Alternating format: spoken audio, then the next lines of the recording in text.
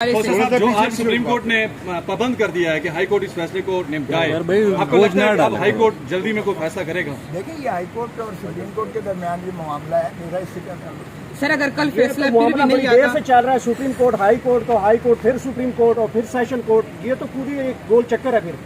یہی اسی لیے انہوں نے واپس نہیں ہمیں بھیجا سر پٹیا کی اسی وجہ سے کہ یہ جو ہے انہوں نے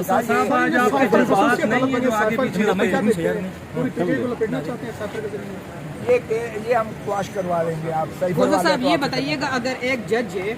اسلام آباد ہائی کورٹ کے جسٹس عامر فاروق صاحب، سر اس کے اوپر آپ کو مطلب ان کے بار بار ان کے اوپر اعتراضات کرتے ہیں، تو سر آپ نہیں سمجھتے کہ اس کے اوپر قانوناً کوئی ایکشن ہونا چاہیے کہ اگر کسی جج کے اوپر کسی بندے کا یقین ہی نہ ہو؟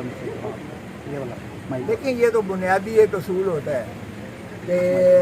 منصف جو ہے اس پر اعتماد سائل اور فریقین کا ہونا چاہیے مقدمے بعد، تاکہ انصاف صرف ہونا ہی نہیں چاہیے بلکہ انصاف ہوتا ہوا نظر بھی آنا چاہیے اور سبھی کو منصف پر اعتماد ہونا چاہیے۔ تو یہ ان کی کور کمیٹی جانے انہوں نے کوئی قراردادیں کی ہیں،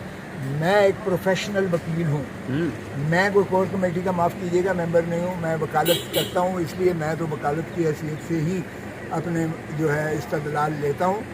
میں نہ ان کا پابند ہوں نہ ان کی ہدایت پر چلتا ہوں، میں مقدمے سے مخلص ہوتا ہوں، میں ہمیشہ سائل کی جو ہے جو میرا موکل ہوتا ہے میں اس کی ایمانداری سے جو ہے قانون اور آئین کے مطابق بات سنیے، آپ کے گھر کے اوپر فائرنگ ہوئی، حملہ ہوا، آپ کے اوپر حملہ ہوا، آپ کے گھر کے اوپر فائرنگ ہوئی، عمران خان صاحب آپ کا پتہ کرنے کے لیے آپ کے گھر ہے، جبکہ آپ کے گھر زرداری صاحب بلاول بھٹو صاحب بھی نہ ہے، آج کل وہ جیل میں ہے، آپ کو تو جانا چاہیے ان کی خیریت کے لیے۔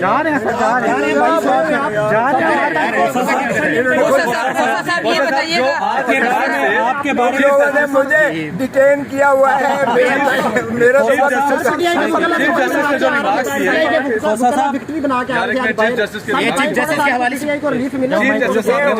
ان سے پوچھیں جو آج ریمارکس دیے چیف جسٹس صاحب نے، اور انہوں نے کہا کہ یہ کیسے ہو گیا کہ ملزم تو جیل پہنچ گیا اور اپیلوں کا معاملہ اسلام آباد ہائی کورٹ میں ہے اور آج کھوسر صاحب کو سپریم کورٹ میں دوسری بار آنا پڑا۔ ان ریمارکس کو آپ کیسے دیکھتے ہیں؟ کیا کوئی رہائی کے لیے کوئی ایسے آرڈرز آ سکتے ہیں اگر چیف جسٹس کا مائنڈ یہ کہتا ہے؟ تو استدعائی ہے کہ سزا کا جو ہے یہ کالعدم ہے، یہ غیر آئینی ہے، غیر قانونی ہے، اور ہمارا استدلال یہ ہے کہ سزا بالکل اسی سٹیج پر واپس جانا چاہیے معاملات جس سٹیج پر ہمارے جو ہے جو تحفظات تھے کہ نہ اس عدالت کو اختیار سماعت تھا، نہ ہی ڈسٹرکٹ جو الیکشن آفیسر ہے وہ کمپلینٹ یعنی استغاثہ کرنے کا وہ حقدار ہی نہیں تھا، تو نہ کوئی آئین قانون کی نظر میں استغاثہ بھی موجود ہوتا ہے اور نہ ہی عدالت کو اختیار سماعت تھا۔ اس لیے تمام کارروائی جو اس کی سزا کی پر منضبط ہوئی ہے یہ ساری کی ساری جو غیر آئینی غیر قانونی اور اس کی کوئی وکیل ہے